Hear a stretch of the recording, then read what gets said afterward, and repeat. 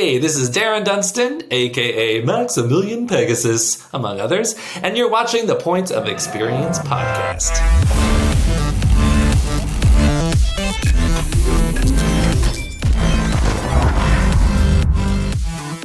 If you've been watching this podcast, you've probably heard Darren's name come up a handful of times because he truly is one of the nicest and sincere and greatest people in this voiceover industry. I've had the pleasure to work with Darren a couple of times, and I talk about this in the episode, but he really set the bar for what I have experienced in terms of working with someone who is good at their job as a voice director. And it's kind of an interesting position. You know, there's no, you can't really look up a course in a college or really online. I'm sure people offer it to a certain degree. I've seen them pop up now, but especially in previous years, there's no like how to become a voice director. And to find someone like Darren who, you know, started off being an actor and fell into this voice directing, and he does it so well. He shares a lot about his story and why some of those qualities that he has have lent to him being a great voice director. His way of speaking with talent is really unparalleled. I've never felt more safe and welcomed and excited as an actor than to work with someone like him, even on the few amount of times that we have. But he's really one of the greatest. He's worked on voice-directed Yu-Gi-Oh! For, you know, we're almost at 20 years or close to 20 years now. And obviously being the voice of Maxamillian Pegasus, a lot of people know and have appreciated his work as an actor. And that understanding of his acting comes across when he's directing. He is very invested in the material and making nuanced and memorable choices. He's also worked on Pokémon voice directing, a bunch of other various series, and he's just really a great human being. So this is going to be one of those episodes where if you're interested in pursuing either a world of or a career in acting, voice acting, or voice directing, get your pen and paper out because I think he's one of the best that we got right now. This is the moment where you all hit that like button and you subscribe and you leave a review if you're so inclined. If you've been enjoying the episodes, let us know. Please let us know. We want to know. Give us the feedback, but it allows more people to find these episodes more easily and hopefully inspire other people. So thank you. And here we go. Darren Dunstan on the Points of Experience podcast. So, Darren, first of all, thank you again for coming on to do this podcast. I really do appreciate it. I was saying, you know, you're someone who I've been wanting to have on for a while. You are a name that has come up frequently in just praise from people in this industry. It's like, oh, wait, what's the bad news here? And from myself as well.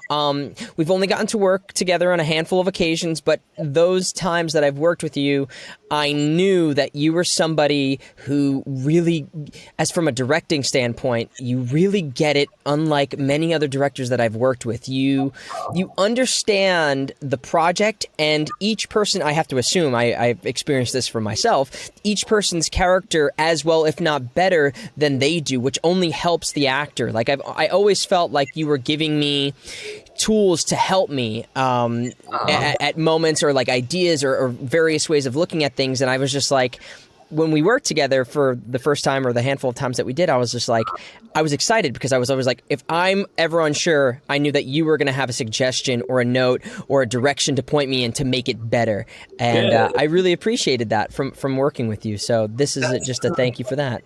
That's the fun of the gig. It's like you kind of do have to come to the table with a concept or an idea or how you think it's going to go, and then is maybe even the harder part is like letting go when the actors come up with something that's better than what you did, or you know what I mean? Sure. To be open to their input as well, and to find that balance. Plus the other 10 people that are listening in on the session and have their opinions too, right? Yeah, that's got to be a very interesting to navigate, and I'm sure we'll get into this down the line. But where you, I feel like for you who is an actor and you really understand, I just get this sense from you. Maybe I'm wrong, but you really digest a lot of the material, and I feel like you have a really great understanding as a director where things should go and how to get actors there, because you yourself can put yourself in that that scenario versus like in other for other situations where certain directors don't act, or in other mediums of directing, they don't necessarily function like an actor would. So does that ever kind of hinder you when you're like somebody else is making a choice or a suggestion and you're like, I just don't know if that's the right one? Sure. Yeah, I mean, there's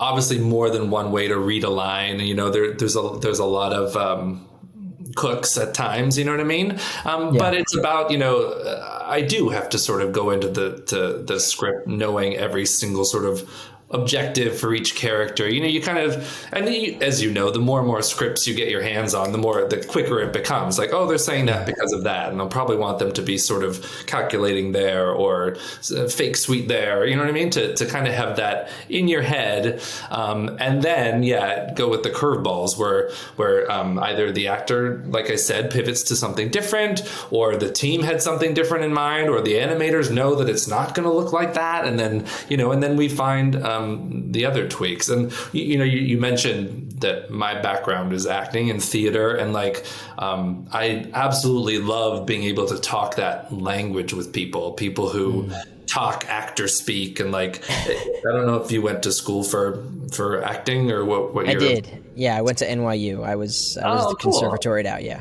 Yeah, like, as you know, like within those how many years that you're there, like you are just flying through script after script after page, and just learning to make really impulsive decisions, partially because you got the script at the last second and partially because you didn't look at it till the last second. You know, and that's exactly what this gig is. It's like getting the script the day of or the night before and just analyzing the crap out of it as fast as you can and trusting your instincts, right?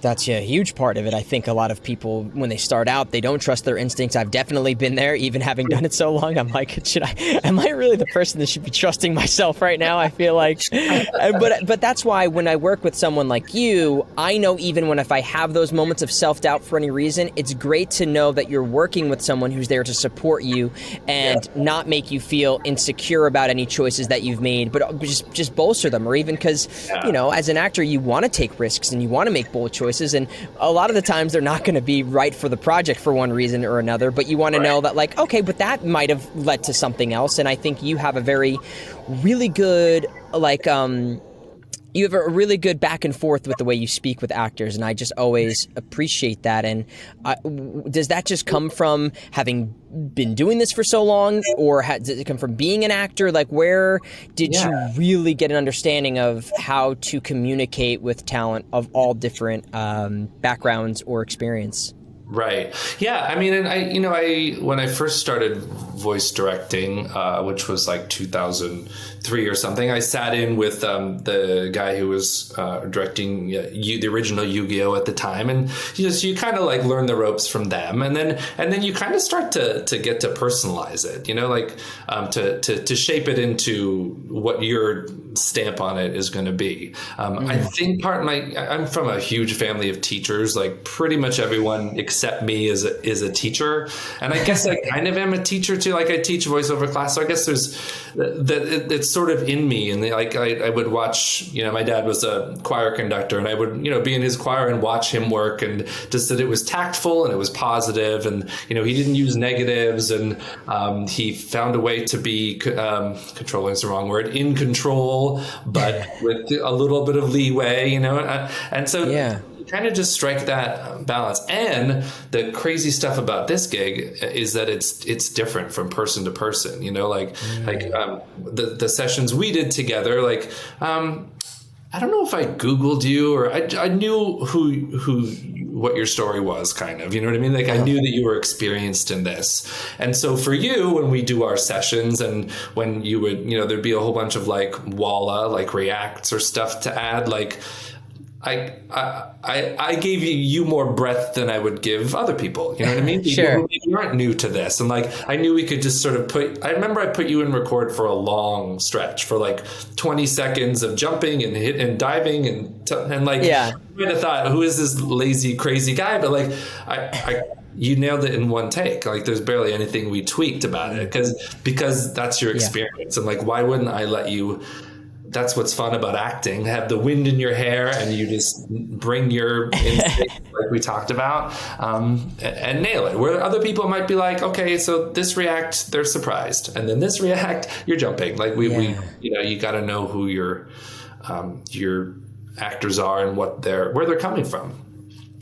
That's very important, and I think that's not something you always have I imagine you don't always have the liberty to know or understand or research people or have control of who you're actually working with on the project. But I know you've worked in various capacities, and I actually want to take a step back now because you talked about being a teacher, and I was reading up on you, and I know you went to school in Boston. And you went for did you go for music? Is that what you went to school for to study? Was it piano? No, so my undergrad was in Toronto in classical music, so like classical voice, with sort of a music education and opera combo. And then I knew that I wanted to get like sort of a good singing foundation to then pivot into musical theater. So then Boston was a master's program in musical theater. So then, the goal was, move to the city and do Broadway and all that stuff. And then I fell into voiceover, and it just was like a different and an amazing path. So crazy pivot, right? So for you starting, I mean, growing up, you said your father was a conductor, he was working in an orchestra. When did you know that you wanted to have some sort of life in performance? Were you someone who was involved a lot in the school plays, or did you watch a lot of movies? Like, where did the lust and the love for performance, specifically theater, because it sounds like you were moving into musical theater, where did that all come from? Yeah. I mean, it was always like music for most of my upbringing. My mom's a pianist, my dad's a organist, conductor, and all that stuff. So like music was frankly not optional. It was like you're gonna do piano lessons until end of 8th grade. And then you can quit if you want. And I kept going, and then high school is kind of where I discovered musicals, and it was kind of magical. I did audition for the musical in grade 9, and then I'm watching Cabaret, and like something clicked, and I was like, oh, I want this. Luckily, I had some great teachers who were really good to me and gave me opportunities, and by then I was kind of bitten by it. And then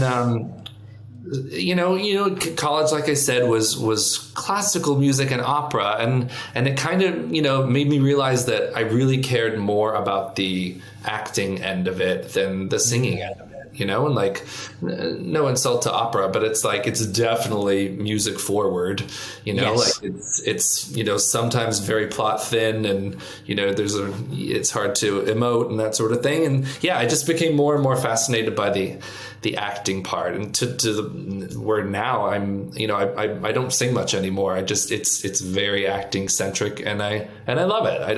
It's the path that I'm meant to be on. Yeah. So where did that? I'm a little puzzled by it. But... It's like, you lived this whole life of music. Why do you not want to do this? College. Yeah. I know that story all too well. But I did pre-med before I moved into acting, which was it was very disappointing to my mom when she was like, why did you do 3 years of it and then decide you want to become an actor? Pre-med. It was an interesting life for me. But what was it? What'd you say? Sorry? Grades amazing? That's impressive.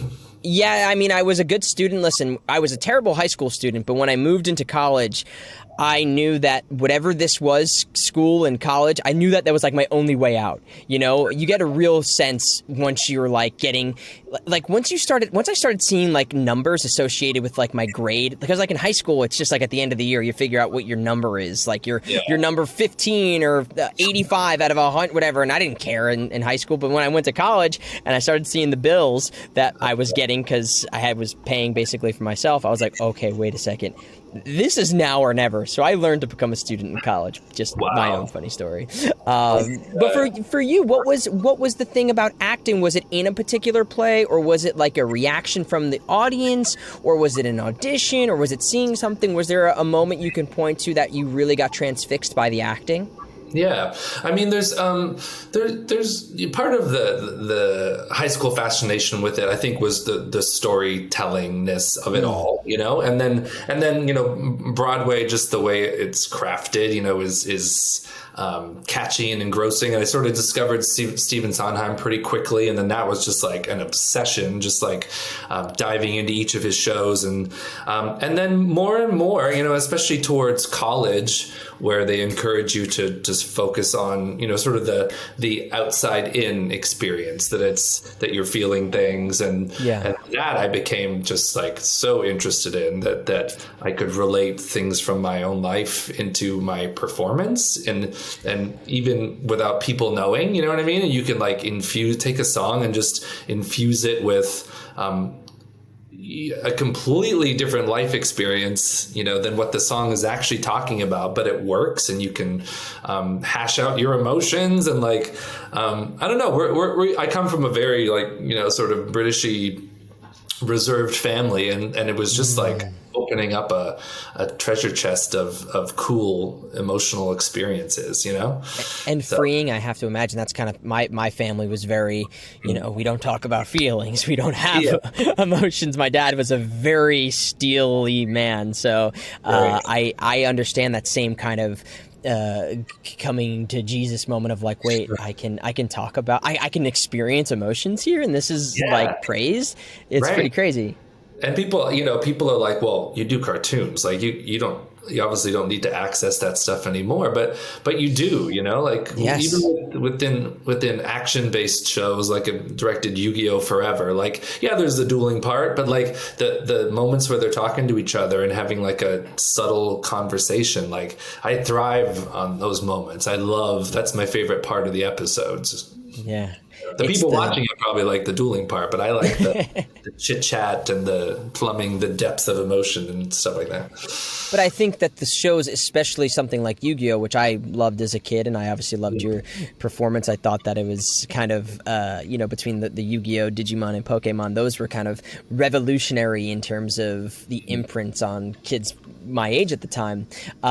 It's the story that keeps people there, but it's the action that makes you enjoy what the show is. So I think it is those moments, especially from the actor's perspective, because that was kind of the first, I have to believe, and you'll probably know better than I would, like the first real global or at least North American exposure to this type of content on a dubbed level. I felt like it was the Pokemon, the Dragon Ball Z, the Yu-Gi-Oh!, the Digimon, like those were like, it was like the start of like this type of content being introduced to this Western audience, and it was good acting too. It wasn't like the Godzilla dubs for a lack of a better example, but it was like really great acting, and I felt like it was people like you and everybody else involved in those shows that really elevated and kind of broke through that barrier of people not watching that type of stuff. Were you cognizant of that kind of breakthrough or revolution happening? Yeah, I mean, not you know, going into the Yu-Gi-Oh! World, I knew a little bit about the Pokemon world, and I'll tell you about that in a sec. But like I didn't know much about, you know, Yu-Gi-Oh! Or I hadn't watched Pokemon extensively, but what was I directed Pokemon from like seasons 6 through 8, and like I learned so much from those actors, those the original cast, and like they were the ones who sort of like were encouraged to take this art form, which, like you said, could have been over the top, you know, Godzilla, a bad dub that didn't really match, and in put their real, like, you know, the Veronica who played Ash, like, you know, like a legit actor, like a Shakespearean series, you know, and like just I think they blazed the trail in sort of being like, no, this could be like, it could be just like an American cartoon, you know, caliber wise, but it just happens to be dubbed, you know. So I attribute a lot of that to them. Yeah, those casts, I mean, Veronica specifically, I think that it's so crazy to think about a performance like she had for Ash. I don't think Pokemon would be in the same place at that time had she not brought so much of that and connected with kids and audiences, and obviously, you know, the directing and every other piece is involved to the puzzle, but it was like lightning in a bottle, God, no pun intended, with a freaking Pikachu pun. Are we really here? we would always record Veronica first too, like, which is unusual. Usually the schedule's the schedule and whatever. But often, and she preferred it that way and I preferred it that way. And just like tonally, just like the savviness of I'm shaping the scene, but she was shaping the scene too. And knowing like, I think I want this to be like a really sort of like heartfelt, subtle moment. And then here we're just going to let her rip. Like she was kind of, you know, I want to think I was guiding the ship, but she was there too, just definitely blazing the trail for the other actors to sort of lean into, which was clever. And I think that makes your job, does it make your job even more enjoyable when you know you have somebody who has that great understanding and you're there to guide them? And I think it lets you shape everybody else, and especially those people coming in for maybe like a line or an episode to hear what has been done already, or to know where things kind of stand quality-wise. For sure. Yeah. No, it helps to have that. And, you know, there's been a lot of good things in the past couple of years, like that have come out of COVID as far as records are concerned. But that's one of the less good things, like particularly with Yu-Gi-Oh, my actors don't get to hear each other and until it airs, in fact. And then they're like, oh, that's what Gavin sounds like. So whereas in the studio, if that character is recorded, you're going to hear it and you can feed off of it. You know, it's a lot of me being like, they kind of read it like this, you know, and then getting it done that way. But it's been one of the disadvantages. I miss, that's the thing I loved so much. And it's so funny because when I lived in New York, I was doing the prelay group records a lot or I was doing it a fair amount in New York, and I was falling in love with that in terms of voiceover. And I was like, okay, I could really do this being around actors in the same room and recording. And then when I moved to LA, it like never happened again. And even, you know, working on stuff that's yet to be released and doing kind of networky stuff, you know, I just got to be careful myself here. Doing that type of stuff, you know, I was like, it's a little bit, I know that my quality is in the hands of the director, because you become like this catalog of everybody and knowing what everybody did. And even if you're reading somebody, like sometimes directors will read me in and they'll have that performance in mind, which helps me so much, but it puts a lot of pressure on the voice director, I think, when everything is done remote and individualized versus when we're in person. I just know from my own experience, instead of going like line by line by line by line and not having that scene partner, because sometimes directors don't do that with you, I know I'm not getting that nuance that I do when I have another actor who's like, wait, did you really do that? And I'm like, of course I did. Just that whole, like, it's hard to get that authentic reaction unless someone's putting it on you. Do you feel that difference now in the way the world is with performances, especially from a director's perspective?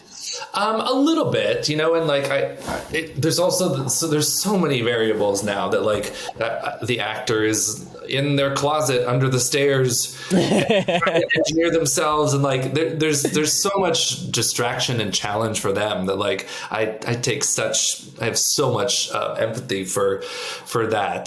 You know, I mean, in some ways it is similar to the way it used to be, in that like we typically do one actor at a time, even in prelay shows. Like occasionally, you know, when we did Ninja Turtles, sure, we throw the guys in the booth, or occasionally we'll put a duo in there if we think there's going to be like comedic sparks, but like I really like one actor at a time.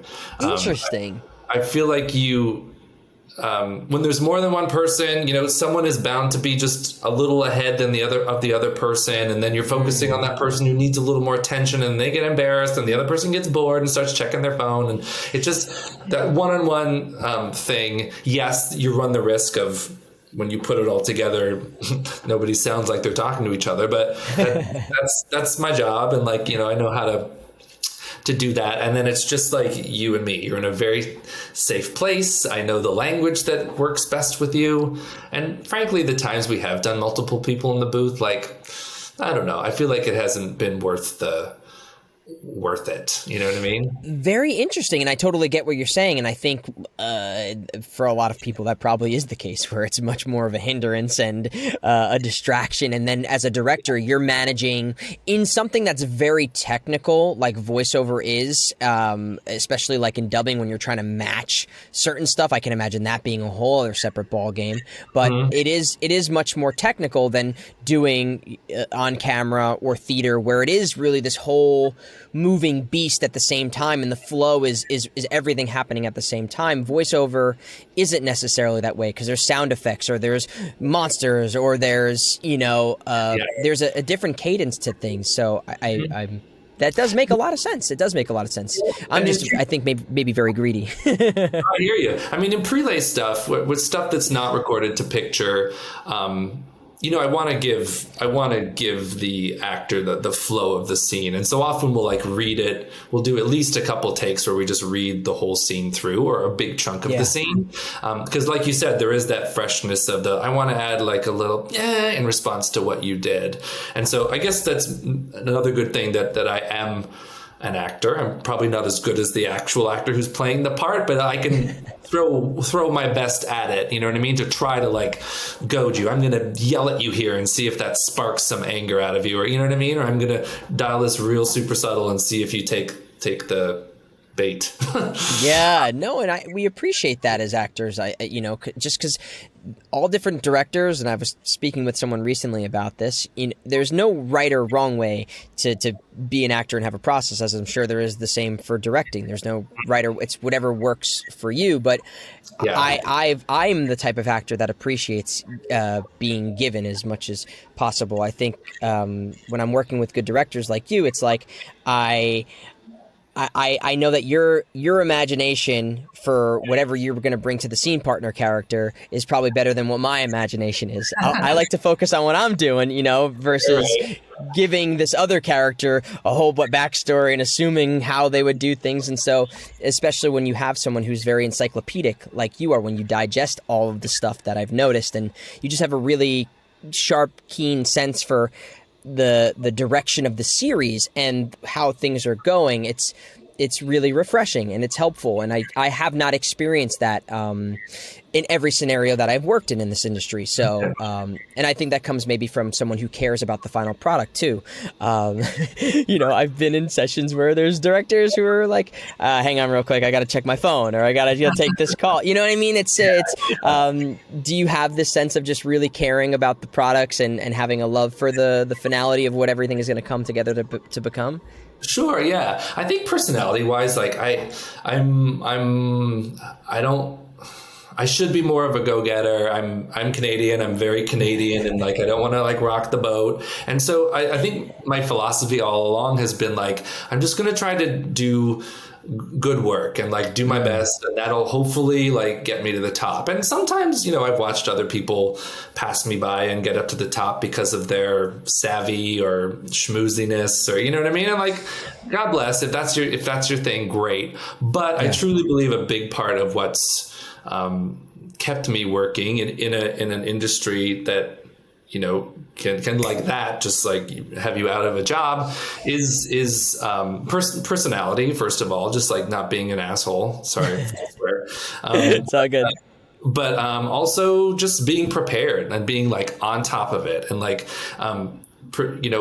actors appreciate that because if they're at a loss, I'm able to offer some sort of adjective or like perspective on the scene.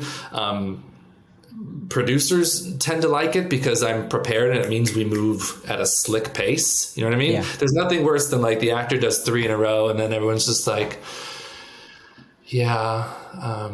maybe, you know what I mean? Like, you've already used it. Like, do it again. Let's do it again. Let's be more enthusiastic. You know what I mean? Like, it's a finite, studio time's expensive, TikTok. Like, let's be concise. And I don't want to lose the actor. I don't want them to get bored or start to like suspect that that you're not on the ball. Yeah, well, it's fair, and then I'm like, don't do that. Yeah, it's a very interesting, perfect storm, I think, of experience and personality and all of these things that make a good voice director. And I feel like you've had, and I'm curious to even dive a little deeper into how all of those ingredients came to be, because someone who's worked behind the microphone has had experience, whether it's outside of just being a voice director and communicating with people and having a good personality. It's not, I've always, with previous people who I've talked with who've done voice directing, it's a very similar story. Sometimes I feel like they started off as a voice actor, and then one way or another they get roped into doing voice directing, and then they're good at it, and then they keep working at it. That's kind of, there's no there's no Berkeley School of Voice Directors, Yeah, no. My parents still don't know what I do. They're like, what is it?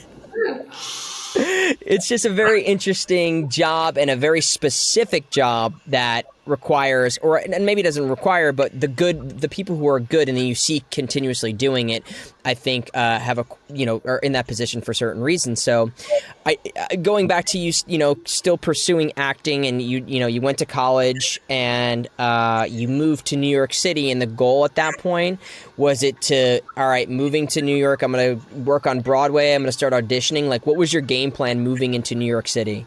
Yeah. Like that's the whole like philosophy of that theater school is like, we're all going to move to the city and live in Astoria, and like, and everyone does it. And that's great.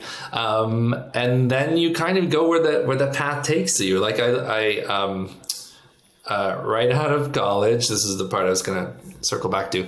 Right out of college, the first gig I got was the national tour of Pokémon Live. So it was like a live touring production based on the show.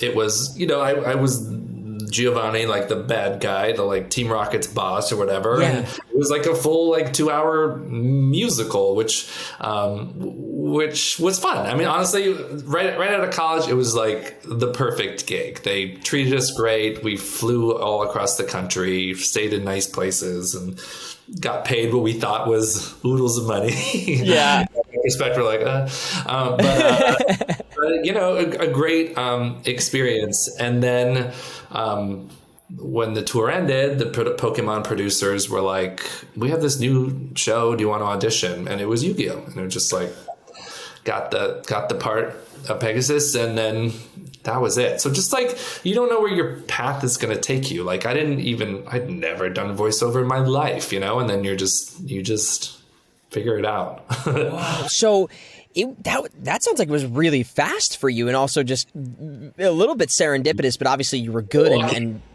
luck has a lot to do with a lot of people's success, but it sounds like, I mean, also just knowing and hearing you and hearing you in that role, it's hard to like imagine that role done any other way or performed by anybody else. There's such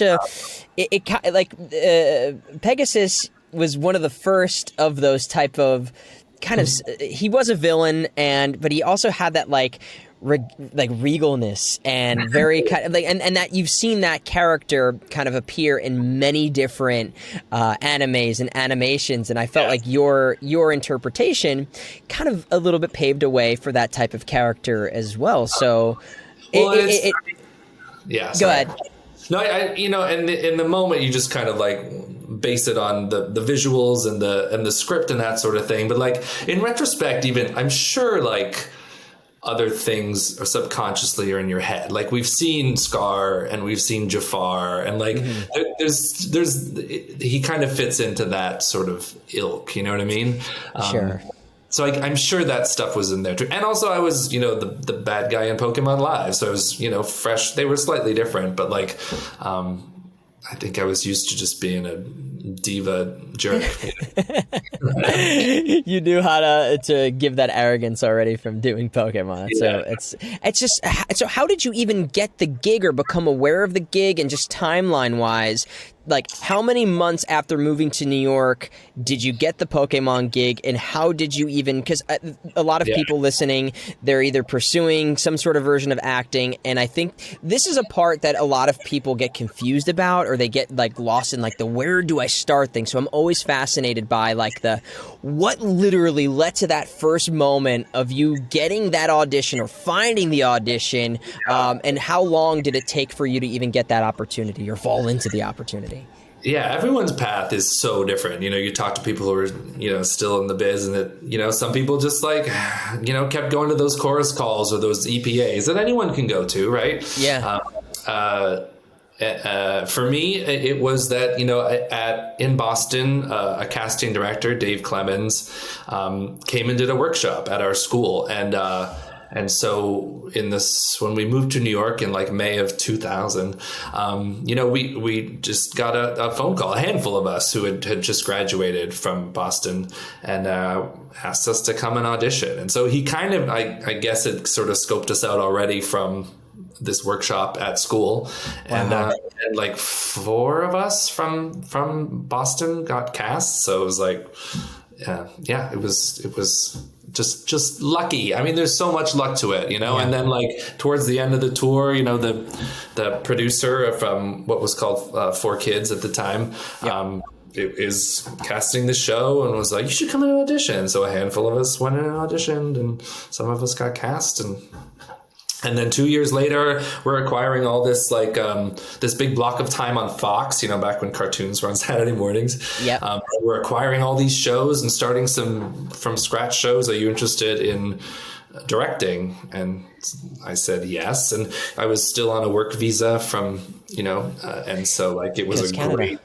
Yeah, it was like, that's not why I did it, but it also was like, well, is this going to keep me in this country a couple more years? Let's do it. Yeah. Wow. And so that's so. It's a lot of luck. It sounds like having the person come and do the workshop, but you also have to be good enough to get the job. So yes, the luck element is probably apparent, but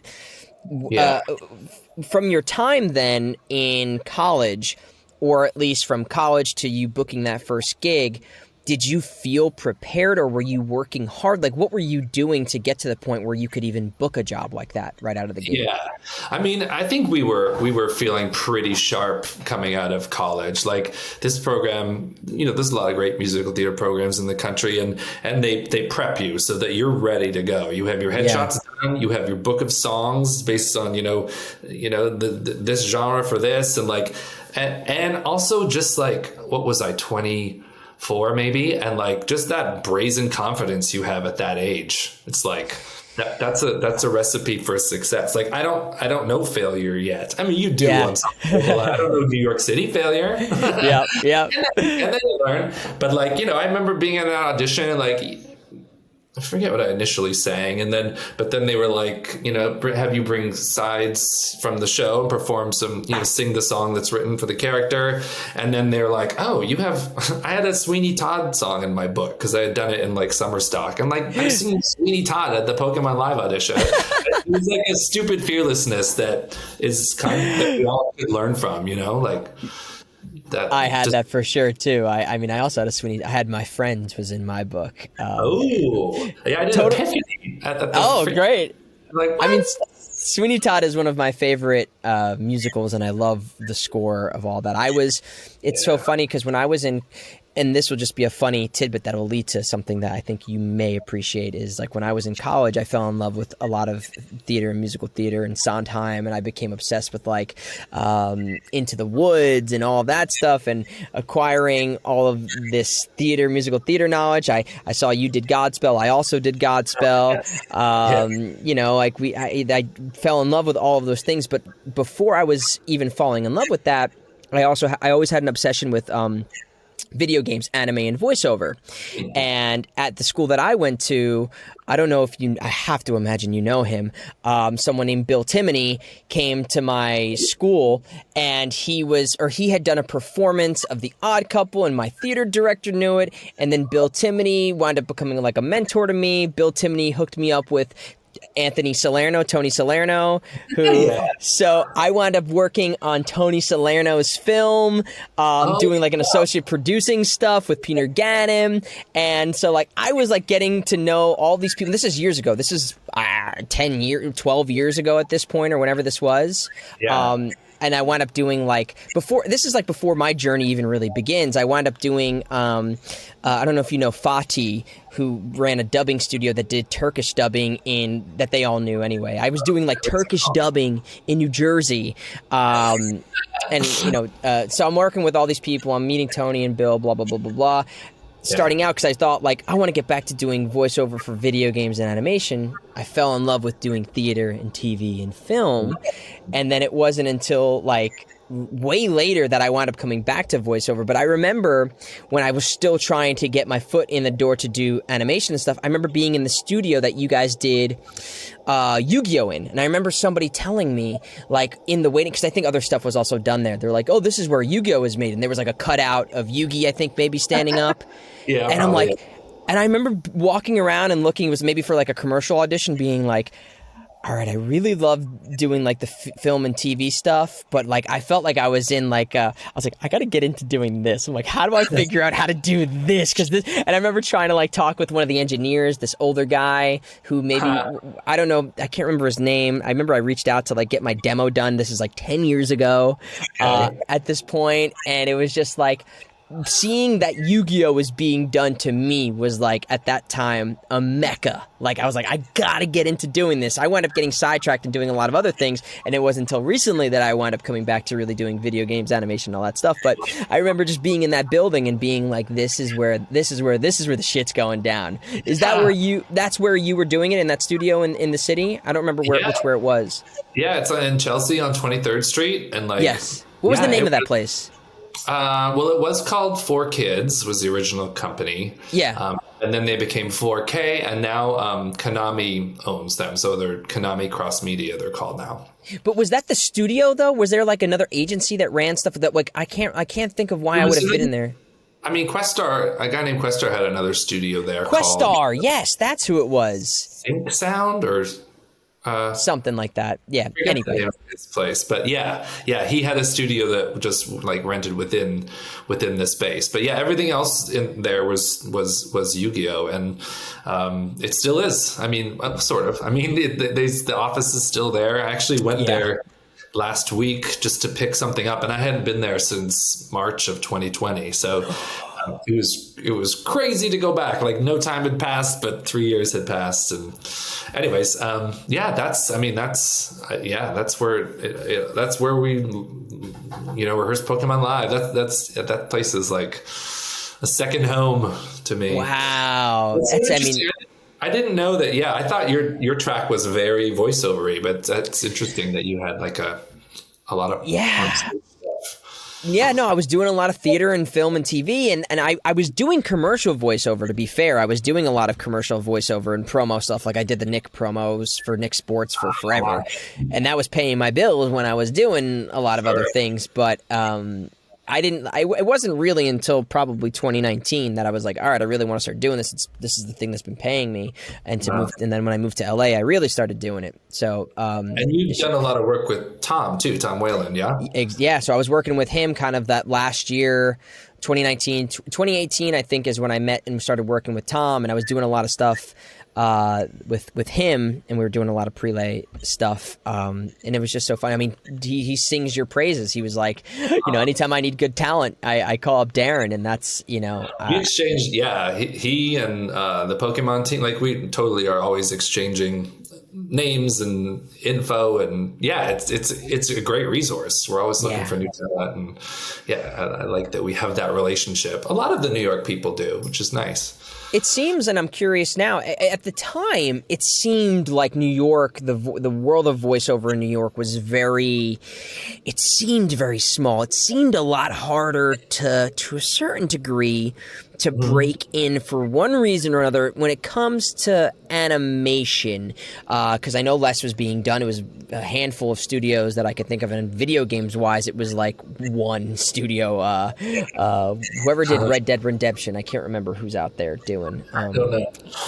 But does it seem like that was the case, where it was a very insular thing? Because it didn't seem like it was in LA. It seems like the world of animation, but New York, it seemed very particular. Does that ring true to you, or has it changed over the years?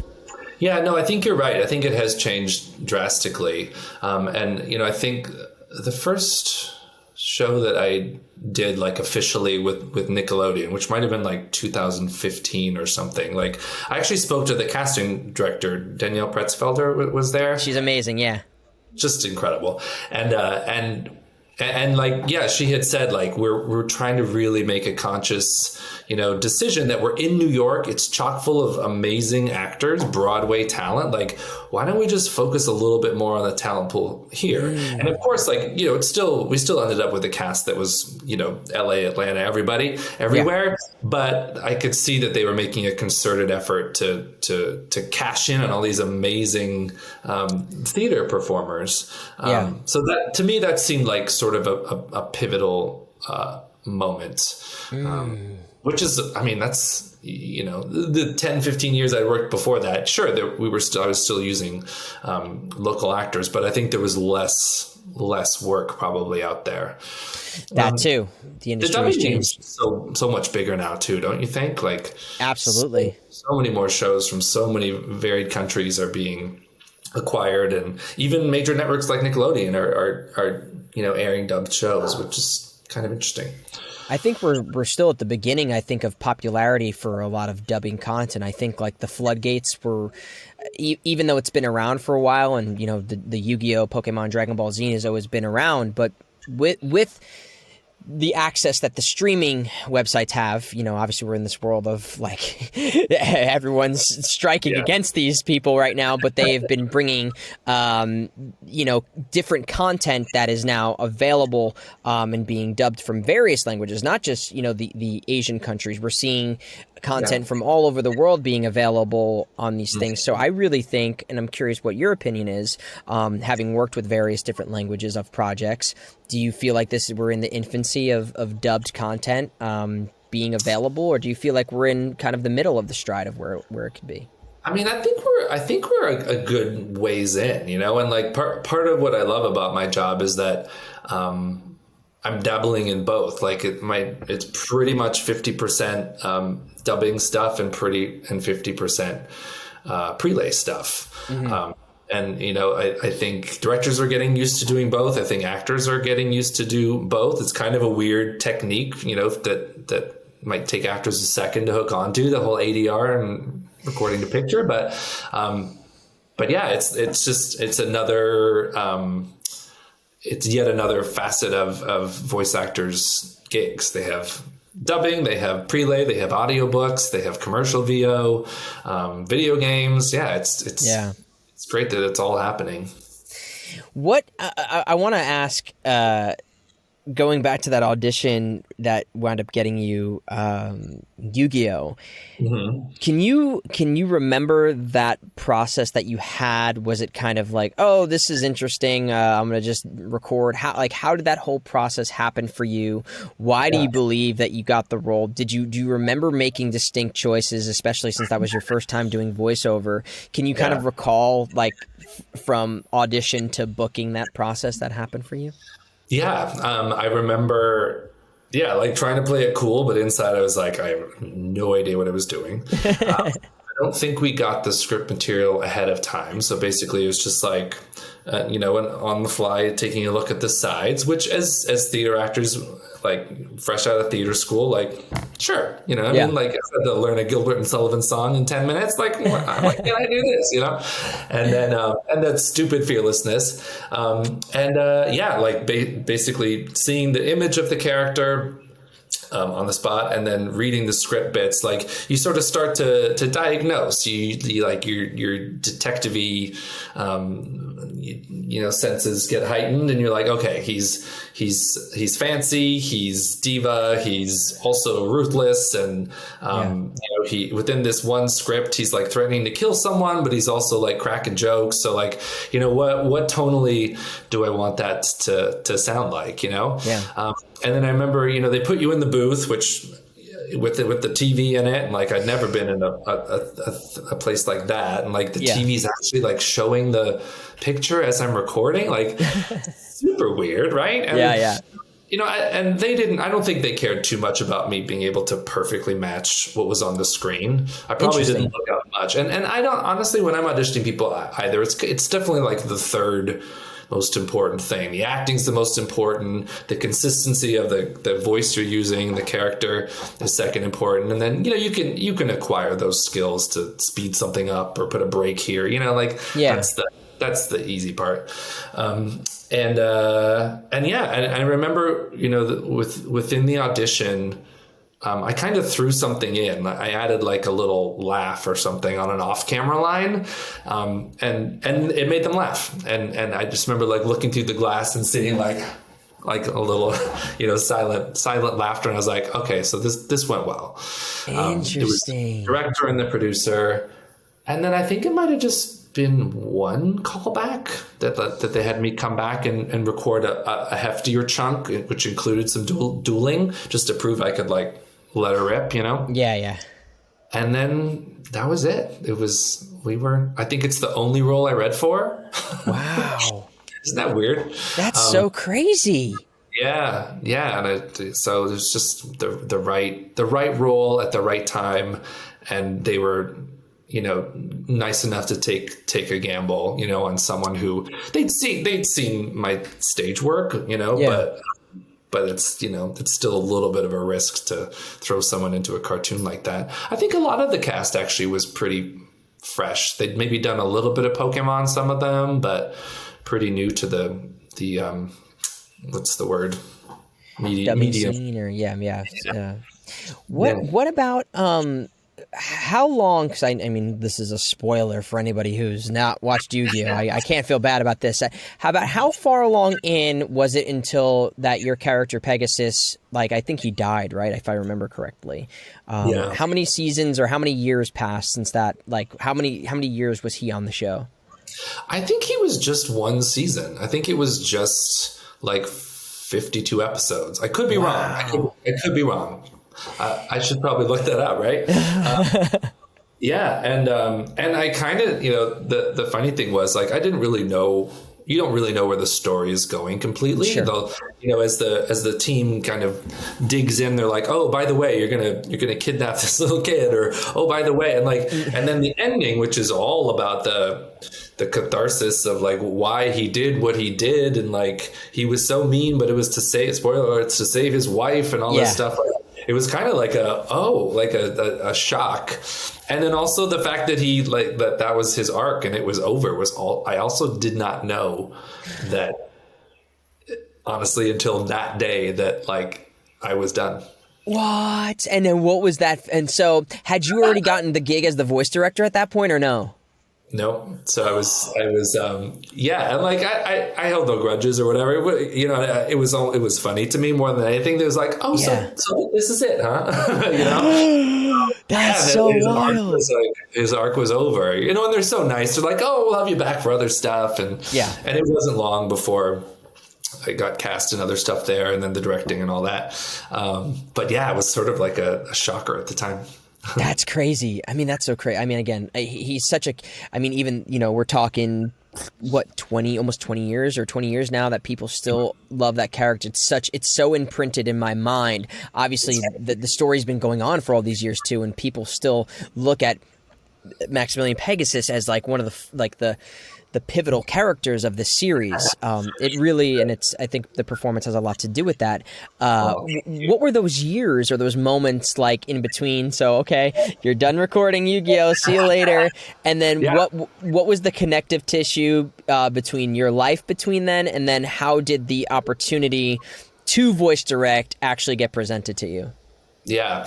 I think the order of events was like I was, the Pegasus stuff was wrapping up, and I took a tour to get my equity card, took a theater tour. Mm-hmm. So I was away for a few months, which I guess timed out pretty well, because by the time that was wrapping up, 4Kids was looking for more actors and also sort of some more staff in kind of a pre-production way. I think it was about then that they were like, hey, we're about to acquire these shows. And they were nice enough to let me like work there and sort of just work on pre-production things, looking at episodes of show. Like the first thing I directed was called Fighting Foodons. So like being kind of be able to like analyze that, organize some casting stuff, book some actors. And then 2003 is when Ninja Turtles started. So I got back on board doing more acting with them. And I think in 2003 was officially when, maybe 2002 actually, where they were like, listen, do you want to like full on direct this show? And then just like threw Fighting Foodons at me, and then slowly, worked on, I was the ADR director for Ninja Turtles, and then show after Pokemon, the show after show. I've worked there ever since. It's crazy, wow. Right? And did you feel at the time like you were prepared? Was it scary? Did you feel like you had understood enough of how the job is done to do it at that time? It was scary. Like I remember in Fighting Foodons, like they cast some heavy hitters. They cast like Veronica, Maddie Blaustein, Ted Lewis. Like it was a cast of people who were all, Lisa Ortiz, better and more seasoned than me. And like, some were very helpful and coaxed me along. Like, no, I think the line goes there. I don't think it, you know what I mean? I'm sure some people were like, geez, pull the plug on this guy. But luckily I kind of, survived and got better. And like we talked about, a big part of the job is taking these individual performances and then making it sound like everyone's talking to each other, and like it's a sort of a puzzle, Yeah. I think especially those first couple of years is where I really learned how to make that puzzle, and have the forethought to know how intense or subtle the scene's going to be, and to get everyone on board that train, Yeah, I mean, and especially to learn that on the job is kind of scary. The first prelay show I directed too was there. It was called Chaotic, and it lasted 3 seasons. It was a great concept, and again, it was just like, it's a prelay show. You'll be fine. And I'm like, what? Like, how do I? What does that mean? Could you give me more idea? Yeah. So you figure it out, huh? And so having worked doing the voice directing for this long, has there been any sort of change for you in your approach to how it's been done, like things that you've acquired or any words of wisdom you've gained or any mistakes you've made that have altered the way you've done things or make it more comfortable? Like for anybody who's aspiring to be a voice director, is there like key or pivotal things that you've experienced along the way that you wish you had known earlier? Yeah. And I'm still learning, like I think, as I've aged and just sort of, become more comfortable with myself, both in real life and in work wise, I think I know my worth a little bit more. I think I know what I can bring to the table, why you might want me for a project as opposed to someone else, and why you'd want maybe someone else for this project because it's not quite right for me than me. To kind of know where I fit has been important, and also just sort of again, the Canadian thing, where like I think my desire is usually, I don't want to make waves. I want everyone to like me, and at times to know that you have to sort of like not insist, but maybe push back a little bit, and like I really wonder if we should take the line this way because blah blah blah blah. I would never disrespect the powers that be, but like sometimes a little challenge might be healthy and make the show better. I don't want conflict, but art is about collaboration, right? And opinions. And so I think I've learned that just to be just a little bit more assertive with that while still trying to be, I need everyone to love me. I think that's something that most of us, if not all of us actors, suffer with, is that balance of making sure you know your self-worth, but also like at the cost of you must still like me at the end of all of this. And speaking and on behalf of actors now, I think this is the part that most people want to know is, what is it as an actor that, let's say somebody has never worked with you before, or somebody you're hearing for the first time, what are the things that they can do, or what really excites you about a name you've never seen before? Or what is, how do you go about what are the things that make people that you've never heard stand out amongst the crowd, or for whatever reason, the reason why they booked the role? Are there any kind of key things that you always see time after time that distinguish that? Totally, yeah. I mean, you listen to like how many auditions of the same part, 50 to 200 takes of the same material. Yeah. And like, number one, you have to like, respect the material. I need to hear that you're like committed to it and have made it work. You know what I mean? It's not always Shakespeare, but like it's quality enough that you should be able to make it work. And then within that, to add your thing on top of it, you have to add your stamp. It shouldn't be the first thing. I don't want you rewriting the script and just going wild or doing a character that doesn't fit. You have to serve the material, but I want to hear a dose of comedy somewhere. Even in the most serious of scenes, you can find something without it feeling forced that just shows a little of your personality. And don't be afraid to like make the script your own a little bit. That's key to me. That's the stuff that's going to make you pop. And tied to that is confidence, right? Like you can hear someone who's being driven by the script, or is in the driver's seat and is driving that script. You know what I mean? Yeah, no, for sure. There's a difference. You know, it can swallow you up, right? And that's the whole goal, isn't it? To take words that aren't your own and make them sound like they're coming out of your mouth for the very first time, you know? Yeah, all the time I'm trying to. I think every actor is always mining to find that balance between, especially from a voice acting perspective, where you literally are oftentimes reading the lines off the page, trying to do everything you can to make it sound like you're not reading the lines off the page. Because in most of the other acting mediums, you have to be off book, and the stuff is just in your mind, and you're listening and responding to a scene partner. But voice acting is that very particular facet of acting where the lines are in front of you, and the iPad is your scene partner to some extent.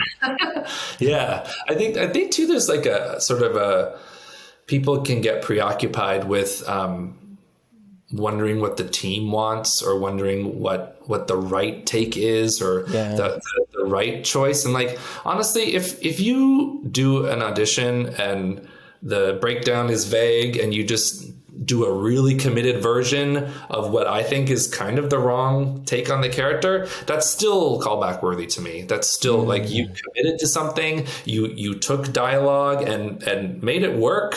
And it was 100% well acted, and the character is consistent. Yeah, I want to know more. I want to see if you could pivot to what the team's vision is, or I've pocketed you for some other cool role down the road. There's nothing to be lost by 100%. Don't dip your toe into a read. Commit to the read. You know. Yeah. That commitment and having the confidence to make a bold choice, whatever that is, I think people get scared by that sometimes, because they're like, oh, I don't want it to be too far because I don't want them to think I don't know what I'm doing. But I think you can't always please everybody, and you're not going to be right for every single role. So why not do that full commitment? And like sometimes I teach a lot, and sometimes I can kind of see in the actor's eye that they're like, does he just want me to overact and like chew the scenery? And like, no, I want it to still be real, but I want you to think about the Muppets. Like, think how crazy broad they go with nutty voices, but you buy it, you believe it, because it's the acting meets the character, you know? Yeah. Here's a little bit of a weeds question, especially piggybacking off of you saying people are always wondering what the team wants. For you specifically, when in this world of self-tapes, just because I had somebody ask me this recently, and I'm talking to somebody who receives these things, let's say somebody is doing 2 takes on a character, right? They're doing that version that they feel is the safe version. That's the thing as written or whatever. And then they're doing that version where they feel like they're taking a little bit more of a liberty. They're being a little bit more free with the words that are written on the page. They're being a little bit maybe further away from the specs written for the character. Which of those 2 do you want to hear first? I knew that was your question. I'm not everybody, and I'm sure everyone has a different take, and I'm not a writer, so I never feel like ownership over the material, you know? Yeah. I would rather hear the personalized, quirky, the bigger swing first. Mm-hmm. It's gonna like perk my ears up, and it's going to keep, I always listen to the whole thing, but it's going to keep me really engaged. And I'm going to, and then the second take, I'll understand, oh, they did that first take because they're really feeling that. And the second take, they're doing out, because it's what the breakdown said. So yeah, script service. Exactly. I would do the bold swing first, and casting directors shouldn't not stick around for the second take. I think that's people's worry sometimes. It's like they're going to hear 5 seconds and be like, "Ooh, that's wrong." Yeah. No, that's their job. No, I think that what you just said is very important. I think it's encouraging. I know that is not the same for every casting director or however, but I think your philosophy is more than likely the case for most. And something that I try to do is I know that I'm not gonna get most because of how I sound and honestly how I look in addition to how I sound. I'm not gonna get most of these young, like cookie cutter people. So I need to do what I know that I can bring my quirk to the table, because if there's anything that's going to stand out, it's going to be that, because everybody can do I gotta go get the thing, then I'm the hero, and then that was good. Yeah, exactly. So that's part of it, of course, but I always and that's I always feel I always get the things that have that little bit of character that's got a little bit of they might be a normal person, but there's a little bit of a screw loose too. And I think it's because I try to do that as much as possible. Do you incorporate that kind of when you're auditioning for things too? Do you try to stay true to your philosophies? Do you think as a voice director when you're auditioning? Yeah. I do always try to put my little personal thing on it. And I think that, the only trick is just to make sure that you also honored the material. I would never be do a character that, it makes the dialogue no longer make sense. You know what I mean? Sure. You know what I mean? The line can be crossed, but I want something in there that's me. And I know my strengths. Not everyone thinks I'm funny, but I know my brand of humor, and I know how to sort of tuck that in there. If that's not right, then I'm not meant to get it. I was going to say something else about what did you just? Oh, right. Can I say one more thing? Yeah, please.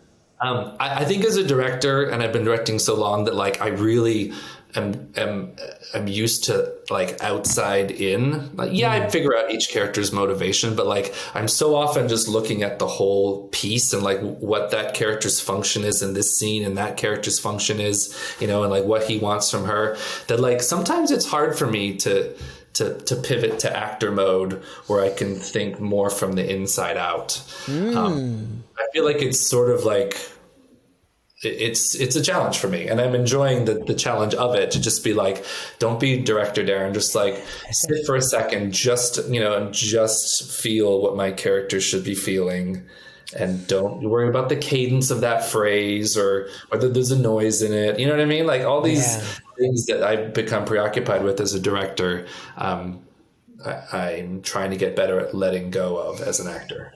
Interesting. What a fascinating horse to have to straddle between knowing what as the director what the final product should kind of be, but also honoring the nuance and the spontaneity of letting that go and not being such a stickler to the technicalities of the things that I'm sure as the producers are expecting you to be to a certain degree when you're working. And when you listen back, it's better. It's the takes where I'm not overthought it are so much better. You know what I mean? It's fresh, and it's not the inflection that I had in my head, but it just came out different and good. Yeah, right. Exactly. What over the years, whether as an actor or as a director, I know you just kind of talked about one right here, but what have been whether either working with a certain talent or experiencing something for yourself, has there been some moments where you were really faced with a challenge that you didn't know if you could overcome, maybe you couldn't connect with a certain character that you were recording for, or you were working with a talent that wasn't really right for something, or you couldn't communicate the right direction? Was there ever a really apparent struggle you had to overcome in one way or another, whether you did or not? I guess we're made to be seen. Yeah, I mean, it happens all the time where there's just an actor who maybe you have a harder time getting on the same page of, and the psychology of it totally tickles me. Like I love trying to sort of figure out, like, are you know what I mean? Do you want me to talk like hardcore emotional actor terms? Do you want to do some sort of method thing? Do you want to, you know what I mean? Or like, are you just about the music of that phrase? Or I love trying to sort of crack the case on how people work best, but there's always going to be struggles. And like you have to consult your little director bag of tricks sometimes to like do everything, but give them a line read. You know what I mean? Like that's, and even then, like occasionally that happens, unfortunately. Or there'll be, you know, I've dealt with celebrities who've been difficult, or just, you know, egos that are, and you just sort of have to sort of keep on pivoting and trying different things and try to keep your job. And I've had some definite challenges. I've had actors yell at me. I've had sure, yeah, I mean it's rare, but it's like, you know, and like often it's not about me. It's something they're going through, or it's that they you know, they've never heard people challenge them or not let them do their thing. You know what I mean? Like it's and like my approach to be, you know, I don't provoke anger. I'm not that guy. You know what I mean? I want a good-natured, fun session. That's another reason I like people to sort of be funny in their auditions, is like, it also shows that we're going to have a good time working together. You know what I mean? Yeah. Just the sense of humor is there. And like, we're going to do, you know, we're coming to the end of the current Yu-Gi-Oh series. Like, in 92 episodes later, I'm still having a good time with these people because they're funny and engaging and real and kind, and that's important to me.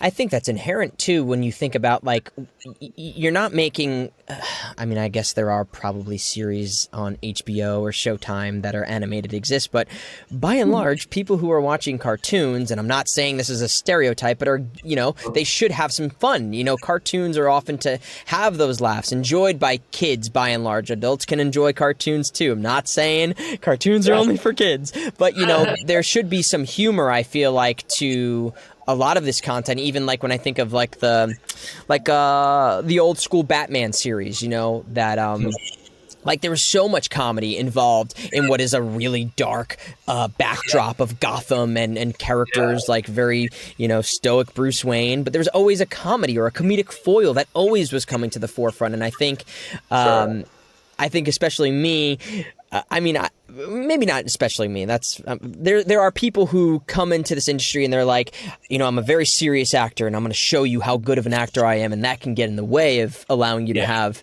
a quirky moment. That'll more than likely probably better serve the series, right? Right. And like you said, I think coming from an acting background like I do, I get it. I get actors psychology, not everybody, but like I get what it's like to be isolated in the booth with a pane of glass where you see 7 people's lips moving and they're talking about you and you don't know what they're saying. Like there's a lot about this gig that like could make you an insecure, hot mess. You know what I mean? So I'm fully aware of that and try to, like, you know, break down those walls as much as possible. So I don't think there is a job. Listen, I haven't been doing that long, but I still can't get over the idea. I still can't remove myself from the idea that at any moment I might be getting fired from whatever it is I'm hired on. No matter what I do, it's like I can't get that idea out of my head. Do you experience that to some degree? And we've all, I mean, someone said this to me once, like we've all gotten replaced on something. Yeah, you know that is true too.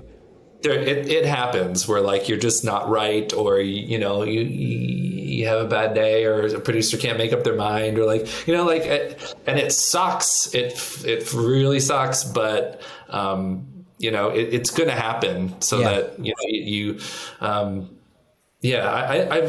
I'm in a good place recently. I go through ups and downs, but like right now I'm pretty good at like doing auditions and letting it go, just doing my absolute best. And you know, there's occasionally times where like if I don't, I get down on myself, and like that I should hold myself accountable for that stuff. But as long as I've done like what I think is top notch, I'm gonna believe that it's gonna lead to something, and somewhere down the road, you know, it's gonna pay off, and it does, you know. Yeah, and like you said, if it's not that role, maybe it's another role or it's another project, and it's about consistently showing whoever it is that are working on these projects that you can bring something worthwhile to the table. Yeah. I'm doing a gig right now at a studio that like I haven't worked at for about 5 years. Like we recorded at this studio, and then, you know, the show ended and great. And then I went off to other things. And then 5 years later, they called me and had hired me to direct something for them. And I was like, that's amazing. But I think it's also just because like we had a good relationship. I did good work. I made them laugh. I was diligent. You know what I mean? Like, yeah. It pays to be that way. Remembering the importance of being a good person first is kind of apparent here. I have two more questions for you, and then I'll let you go. One is just because of a series like Yu-Gi-Oh! That has really stood the test of time here and continue to be popularized. And I mean, people playing the trading card game is still extremely popular right now.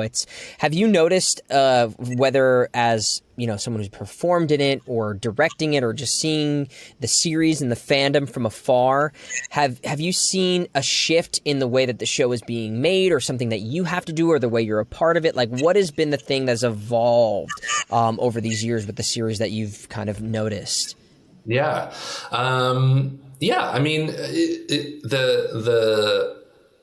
first series was the first series, and like it made, you know, I think it was at the probably the height of its popularity. I don't know the viewership, but like I would guess, you know, that's when it had its highest viewership. And you know, I'll go to cons, and I was just at one, and like, you know, people who watched it when they were 10 are there, so they're like 30 years old now, and like it's amazing to hear their stories and like to feel the connection, you know. And so for me, who's worked on every series since of Yu-Gi-Oh, like to know that was that, and what we're creating is different, and like the tone of each of the series has been slightly different. And, you know, and I think that's been a calculated thing on Konami's end, just to like, you know, like the series before this, Yu-Gi-Oh! Vrains, was very mechanical and very dark and like end of the world type stuff, which was exciting. And then this recent series, it was a total pivot. It's brighter, it's younger, it's easier to duel. It's, I think really funny. I'm loving it. So I think they've been really savvy with figuring that out, and also knowing that who's going to watch Yu-Gi-Oh! Sevens isn't the same person that watched the original series. It's just not. Maybe it's their kids, but it's just a brand new audience. Yeah. So.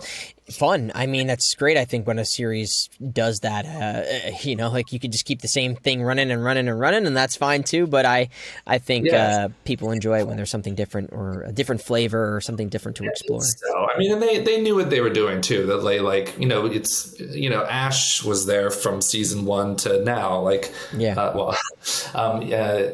Yugi wasn't, you know. They were like, we're just going to start over with a brand new hero, and like that's gutsy, and it's also just given them a lot of liberty to create a brand new thing in a brand new time frame with new adventures. Yeah, new adventures to come. So it's been, and on the last note here, what for you personally, as someone who is you know, both an actor and a director, from a consumption standpoint, is there certain things that you're watching that give you inspiration, or has there been a performance lately that really inspired you? Or is there just something not related to watching or consuming that's inspiring you and your artistic creativities? Like, what are the things that are bringing you artistic kind of fulfillment and inspiration right now? Yeah. The Golden Girls. Heck yeah. Honestly, I mean, and that's so cheesy to say, but like it's always been my favorite show, and it really is sort of like what's in my head every day as sort of comedy template, comedy gold. It is comedic gold, it really is. And people laugh at me all the time for it, but it's constantly in my brain. There's always every day there's a line from a show that I'm directing that I'm like, oh, that is so when Dorothy met the blah blah blah and did the, you know what I mean? I don't always say it aloud because the actors I work with were born in, you know, the year 2000 and I have no idea what I'm talking about. but it's in there. So honestly, that to me is always sort of running through me. Yeah. And then I was so bowled over by Turning Red, that the Pixar movie this past year. And particularly, like I mentioned in my class, Sandra Oh in my classes all the time. Just like, did you see it? I did. Yeah. Very good. Yeah. Just that, like, she's so subtle and almost on-camera acty in the first half of that movie. And then, not to give away what happens, but the second half of the movie, she is like larger than life. And like, that's just proof that like when the role calls for that, you need to go there. You need to like commit and be a freaking monster. And you know what I mean? And like, I really admire that someone like her has an on-camera career primarily, just knew to just like, I just got to dial this up and let it rip. You know what I mean? So I really appreciate that. It's a great movie, and I'm going to ask, this will be the final question, and I think it's a great one. Who is your favorite Golden Girl? I mean, I always said Dorothy just because of the dry sense of humor. But I honestly, but I honestly, like when you watch episodes, what Rue McClanahan did so often was like she didn't always have the punchline, or, you know what I mean? She didn't always have the joke, but she could take a scenario and just like milk it for like multiple laughs in a row. So like, in a way, there was just such a brilliance to that I'm like, she might have been like the secret killer best actress weapon on that show. I don't know. Right? Are you a Dorothy? What's your... Yeah, I mean, I adore just kind of that dry humor and just kind of the fear, like the ferocity that can come being so dry. And it's something that I think a lot of other shows are trying to take that archetype in some way, but it's never the same. I've never seen a character quite like that, and maybe it's just a testament to how good she was playing that role. But I'm my partner, Allie, it is her favorite show of all time. I mean, most of our refrigerator is filled with like a magnet version of their like house, their living room, and she like moves the things around. You have that? I do. We have like all these glasses of them. Like, it's great. And she really got me on to, I was reluctant at first, and she's like, you think you like comedy? I'm like, there's no way this is as good as Seinfeld. There's no way it's as good as this. And she was like, you need to watch this. And then when I did, I was like, wow, this show is chef's kiss. It is one of the greatest. And this is for anybody, like you were saying, a lot of young people who have never watched a show. It's so helpful to see these comedic masterclasses in every episode for completely different characters and comedy in all different ways. That's the biggest lesson to me as an actor. Is like, the comedy doesn't just come from the person who's it can come in all different shapes and sizes, and that's what I love about it. I totally agree. I think you hit the nail on the head there. It's like all different versions of comedy, and they're all funny. It's like, it's so good. We're rewatching Curb Your Enthusiasm right now, and B. Arthur shows up in one of the episodes, and it was like, oh, really? I didn't know that. Yeah, I mean, she plays like, there's a moment in the show, there's an old season, spoiler alert, but Larry David, who is Curb Your Enthusiasm, he like has a near-death experience, and he dies, and B. Arthur is up there, and I think she plays like one of his, I think she plays his mother, and it was just so great to see her. It might have been one of her last performances, and it was just like, oh my gosh, seeing her all the time. I'm such a sucker for a lot of older female performers. Like, I just have the Golden Girls, Joan Rivers, Elaine Stritch, just like every one of that. Do you know that there's a musical Follies? Have you heard of that? Yeah, musical? Of course. Yeah, and it's like they always cast it just with like chock full of like older celebrities, and it's just like, I don't know. I feel like we should mount that show every year just to like plug, whoever the latest elderly actor is, and watch them work. Have you seen the show Hacks? Yeah, love it. Oh my gosh, that was one of the best performances I've seen, and it's like a really I'm like, it's hard for me. It's more so on camera because I audition. Like I auditioned for that show so many times for so many different roles. Oh wow! I have like performers bitterness against that show, but I love it so much because it's so good. But it's hard. Did you read for Gene Smart's part, or are you? I read to play. No, not Gene Smart's part. I read to play like a couple of like there's like a character in the new season that's going to come out. I have to play what's his name, the manager's assistant, the young guy. I read for like another small part, just but it's like it's always hard to separate yourself from like fuck that show. I should have been on that.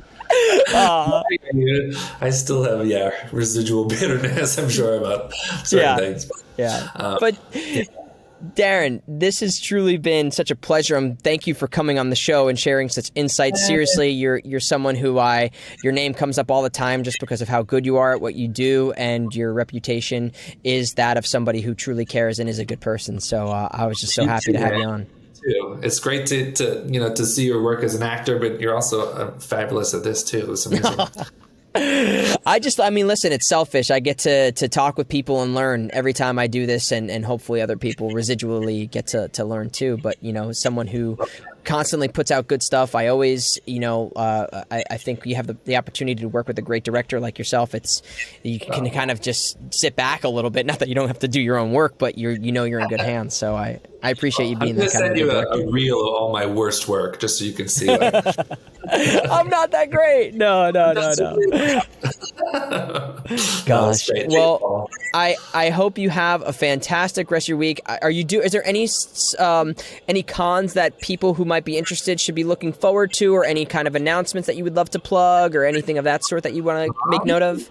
Let's see. I'm doing a con at the beginning of July in Lansing, Michigan, which is going to be fun. So there's that. Yeah, and then just work-wise, we're still finishing up Yu-Gi-Oh! 7s. We've got another month or month and a half of records for that. It's airing on Hulu and Disney, one of the Disney things. And it just never ends. Always something. Those are the things I can talk about.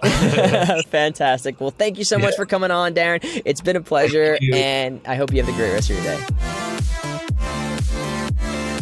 I truly mean every word when I say that Darren is great at what he does. We've only worked together for a short period of time on a couple of things, but it was, I was just telling him before I let him go, it was one of the most memorable moments that I had. I really feel like he set the bar for what I expect working with a good director. He just is really invested. He keeps the ship moving. He keeps you in great spirits. He makes you constantly feel like you're collaborative, to want to try new things. It's really everything you could ask for as an actor. And I hope anybody here who's aspiring or is just thinking about making a move into pursuing voiceover or even voice directing really kind of heeds Darren's advice of being a good person and just being authentic and true, and because that's what he is. Everything you get from Darren, everything you see from him is who he really is, and that goes so much further than you being the best actor in the world, because if you're not a good person, people don't like working with you.